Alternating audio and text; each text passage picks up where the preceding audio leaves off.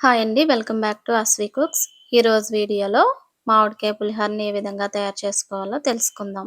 ముందుగా మామిడికాయ పులిహోర కోసం రైస్ని పొడి పొడిగా ఉడికించి పక్కన పెట్టుకోవాలి. పుల్లగా ఉన్న మామిడికాయని తీసుకుని సన్నగా తురుముకుని పక్కన పెట్టుకోవాలి. ఇలా రెడీ పెట్టుకున్నామంటే మనం 5 నిమిషాల్లో ఈ పులిహోరని తయారు చేసుకోవచ్చు. స్టవ్ ఆన్ చేసి పాన్ పెట్టుకుని 4 టేబుల్ స్పూన్ల ఆయిల్ వేసుకోవాలి. ఆయిల్ కొంచెం హీట్ ఎక్కిన తర్వాత కొన్ని పల్లీలను వేసి 1 నిమిషం పాటు వేయించుకోవాలి.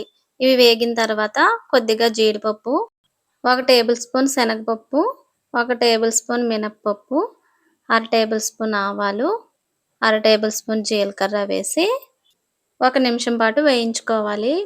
ఈ సీజన్లో మనకు మామిడికాయలు ఎక్కువగా దొరుకుతాయి కాబట్టి తప్పకుండా ఒకసారి ఇలా ట్రై చేసి చూడండి.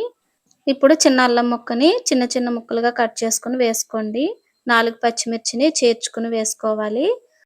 4 ఎండుమిర్చి, 4 రెమ్మల కరివేపాకు వేసుకొని దోరగా వేయించుకోవాలి. ఈ పోపు అంతా మీరు మీడియం ఫ్లేమ్లో పెట్టుకుని వేయించుకోండి.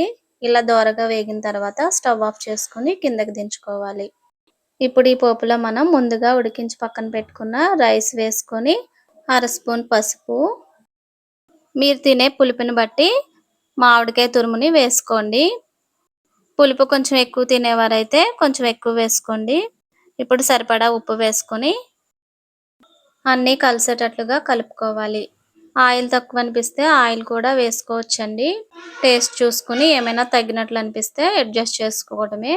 అంతేనండి, చాలా ఈజీగా ఈ పులిహోరని తయారు చేసుకోవచ్చు. ఈ వీడియో మీకు నచ్చినట్లయితే లైక్ చేసి, షేర్ చేసి ఛానల్ని సబ్స్క్రైబ్ చేసుకోండి. Thank you for watching.